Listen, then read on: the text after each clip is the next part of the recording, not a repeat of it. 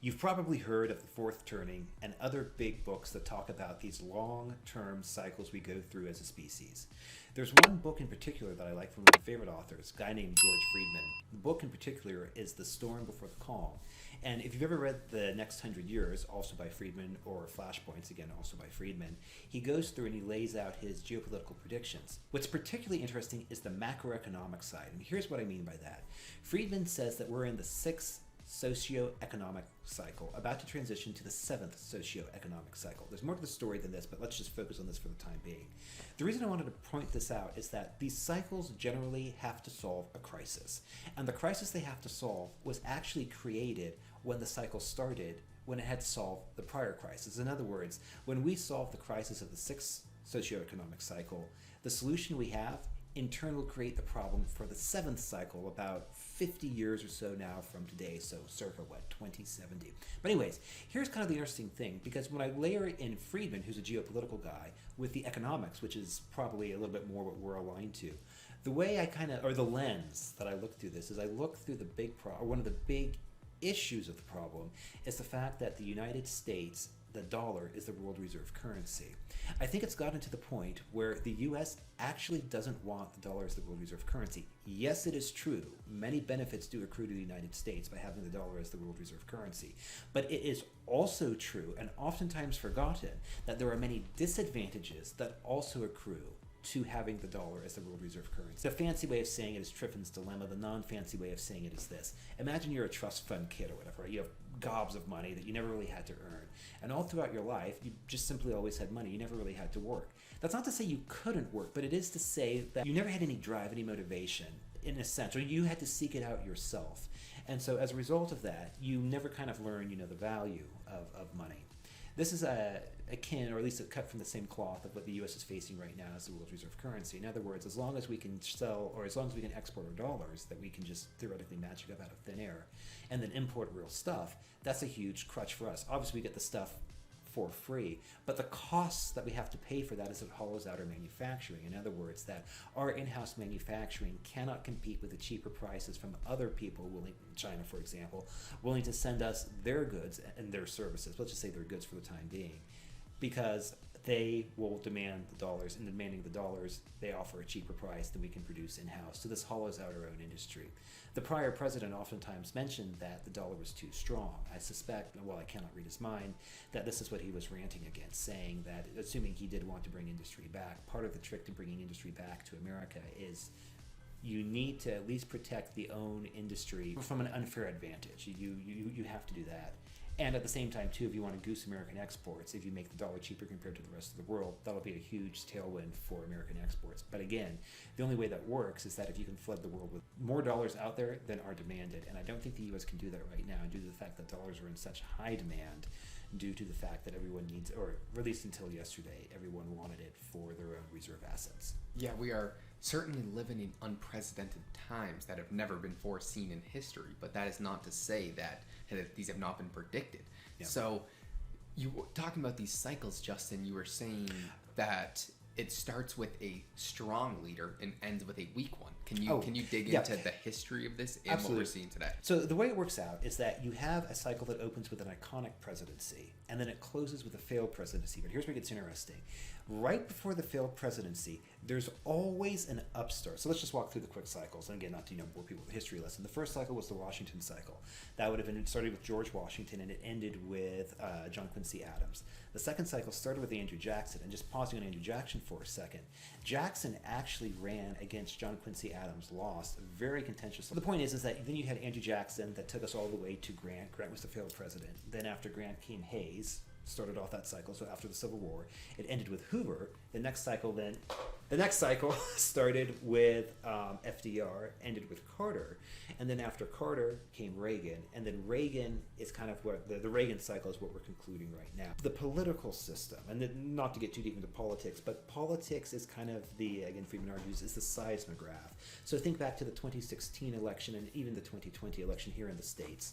you had a very contentious time. You felt like the country was being ripped apart, and arguably you can make a point that it was for multiple reasons. The other thing that Friedman notes is that oftentimes when we do these transitions, there's a new communications method that is highly disruptive. So the stand-in for today would probably be social media. You go back to the last cycle, it might be, let's say, TV. Prior to that, it might have been FDR with his fireside chats. Prior to that, it might have been newspaper, and so on and so forth. But there's another dimension too, which is very interesting, which is the monetary system, because you have this flip-flop between these various cycles, between having stable money versus expansive money, money that's backed, money that's not quite so backed, money that's backed again. But here's the interesting thing, Josh, and this is what I don't know how it's going to play out, but I do think it will play out somehow, but I don't know how it's going to play out. For the past two cycles, that is, when we started at the FDR cycle, and also so from FDR to Carter, and then from Reagan to, let's just say, Biden, for example, you have pure fiat. That is, nothing is backing the currency. And yes, I know that, right after, technically with Bretton Woods until, 71, you had gold. You had the purportedness that you could exchange the dollars for gold. But, just between us, it was pure fiat. So I think that's going to play into a part of it. And I think that one of the big challenges, not the only challenge, but one of the big challenges we not only as America have to face, but the world has to face, is we have got to find some way to transition off of this almost century-old system of the dollar as the world reserve currency. It's not necessarily good for the United States. It's like the trust fund kid. I don't think it's good for the rest of the world. And we've got to do it in a way where we can preserve what we like about it. For example, the ability to send money, the ability to transact. There are probably some cryptos are excellent examples for this, and a few other things. We've got to somehow find it. It's almost like we have to operate on ourselves. Like we've got to do open heart surgery on ourselves without putting ourselves to sleep, because we don't want to kill ourselves, kill the patient. But at the same time, we've got to do this drastic surgery. That's the bad news. The good news is that, and this goes back into the fourth turning, everyone's read that, we've been here before. Now, granted, no one alive today remembers, or the only people that remember the last fourth turning, changing gears quite slightly, would be people who grew up as children, young children, maybe in the 30s or so. Like my late grandmother was born in 1930. Tom Sowell, I think, was another one born in 1930. So the last living memory of the last fourth turning from Lisa, Neal, and Howe would have been the Depression and World War II. We are losing the generational memory of these people, and even the people who have generational memory, they experience through the eyes of children. The takeaway is that when we approach our own fourth turning, it seems new to us, and the reason it seems new to us is because none of us have ever seen it before. That's the bad news. But the good news, I would argue, is that our forefathers saw it, and their forefathers saw it, and so on and so forth, and we always got through it. Now, it might not be easy, it might not be, or it might be a time of difficult transitioning or whatever, right? Change always is. But I think there's some optimism, cautious optimism that, as a species and as a country, we have been here before, and we've gotten through hard times. And even if hard times are coming, I think we can get through them again. Yeah, and what's really interesting about our current time period is it is, correct me if I'm wrong, but one of the first times where all of these cycles happen to intertwine, where the fourth turning, the long-term debt cycles and the fourth turnings are both the 80-year cycles that happen in the same horizon. But the socioeconomic and the political cycle that Friedman talks about is intertwining with the fourth turning and long-term debt cycle. So we are in a time of massive unknowns and turmoil for the future ahead. Going back to what Justin was saying with the world reserve currency, we've pretty much hit our max benefit possible from the dollar being the world reserve currency. While it's nice, our poor middle class is getting crushed. So we need to bring the manufacturing jobs back and less reliance on these other countries. So it is in everyone's best interest to have the dollar off the world reserve currency. How this will play out, who knows? Let's think about it. It's a network effect, though. Let's go back to, I think it was the 90s or early 2000s before I was really around. The MySpace had everyone. If you wanted to interact with people, you had to use MySpace. But what happened, of course, over time, Facebook came around, and then people said, well, you know what? Maybe we can start to use Facebook, and eventually Facebook overcame MySpace.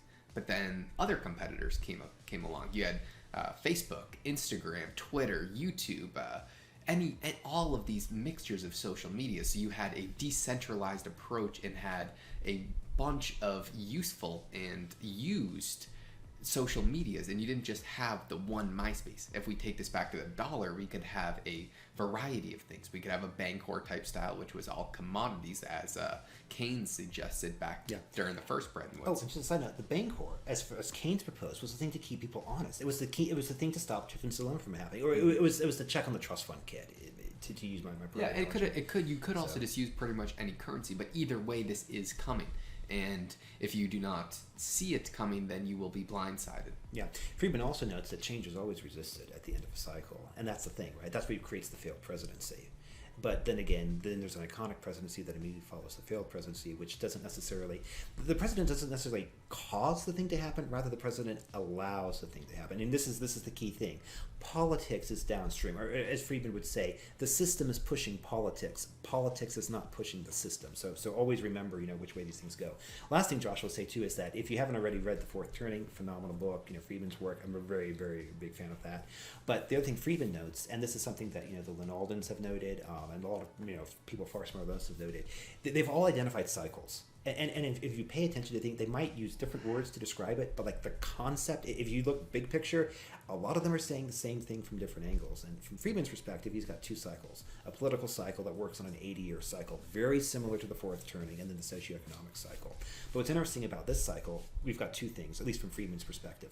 Number one, Josh, as you noted earlier, this is the first time we have had both the socioeconomic cycle and the political cycle changing at the same time. One of them changing is enough cause for concern.